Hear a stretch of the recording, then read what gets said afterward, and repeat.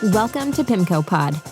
In this episode, we discuss concerns about the impact of rising deficits on U.S. Treasuries. It helps to differentiate bond investments by maturity, credit rating, and global relative value.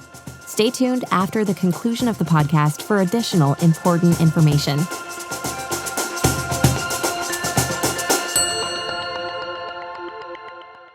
Thoughts from the Bond Vigilantes by Mark P. Seidner and Pramal Dhawan.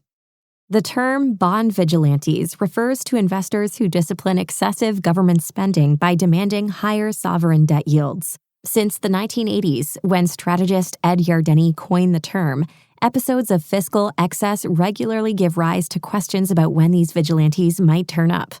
Predicting sudden market responses to long-term trends is difficult. There's no organized group of vigilantes poised to act at a specific debt threshold.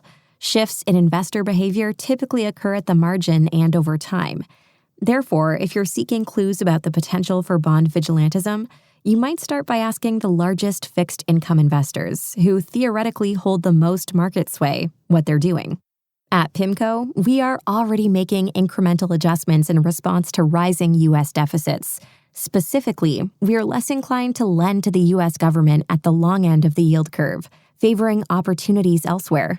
Here's our latest thinking. Concerns and opportunities.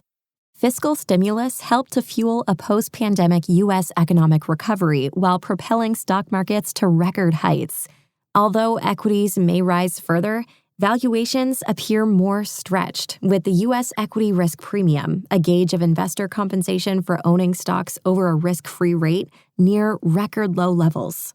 That stimulus also fueled a surge in U.S. indebtedness.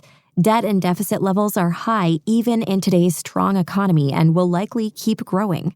The Federal Reserve in November cited U.S. debt sustainability as the biggest concern among survey participants in its semi-annual financial stability report.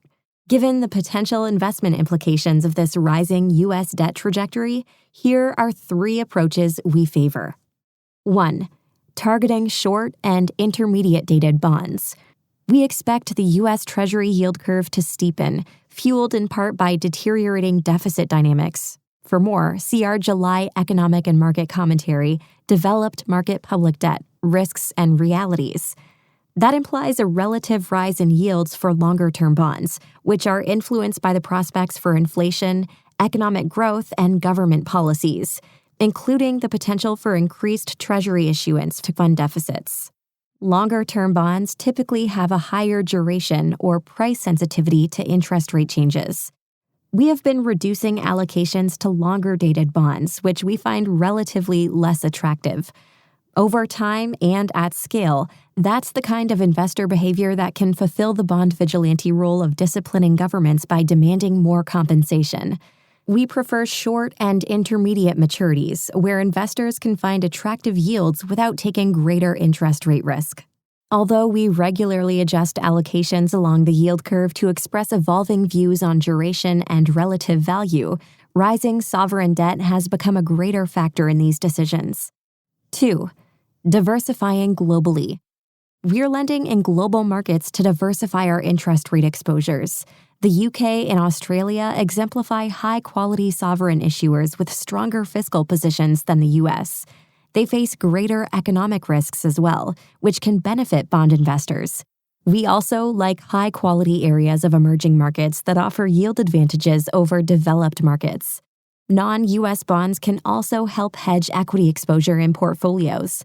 If you contrast fiscal policies, we believe it makes sense to be structurally short the U.S. public sector versus the private sector, while the opposite generally holds true in Europe, where growth momentum has stalled and fiscal responses remain constrained.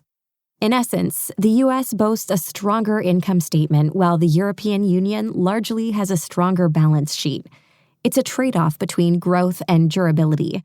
The U.S. can grow, but is in uncharted deficit territory. The EU is struggling to grow, but has been able to navigate turbulence, such as Brexit and the Greek debt crisis, although we remain cautious on select European countries. The U.S. might ultimately prove resilient, but uncertainty builds as debt keeps rising. The U.S. social contract, large deficit-fueled growth, has spurred a productivity and technology boom to the benefit of U.S. companies and stock investors. We therefore believe it makes sense to take equity exposure in the U.S. and preferred debt exposure in Europe. 3. Targeting higher credit quality. For companies as well as governments, rising debt levels can affect creditworthiness. We favor lending to higher quality companies in public and private markets alike. Credit spreads are near historic lows in some sectors, with diminished reward for moving down in credit quality to boost yield. In public credit markets, high-quality bonds offer attractive yields and appear well-positioned across various economic scenarios. In private markets, we favor asset-based finance over lower-rated areas of corporate direct lending. Vigilance before vigilantism. By some measures, investors have already been demanding higher yields to lend in the bond market. In November, the yield to worst on the benchmark Bloomberg U.S. Aggregate Index climbed above the effective federal funds rate for the first time in more than a year. That also illustrates how bond yields overall have become more attractive than cash rates as the Fed has begun to cut its policy rate.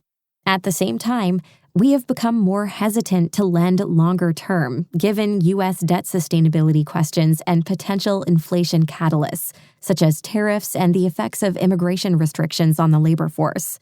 The U.S. remains in a unique position because the dollar is the global reserve currency and Treasuries are the global reserve asset. But at some point, if you borrow too much, lenders may question your ability to pay it all back. It doesn't take a vigilante to point that out.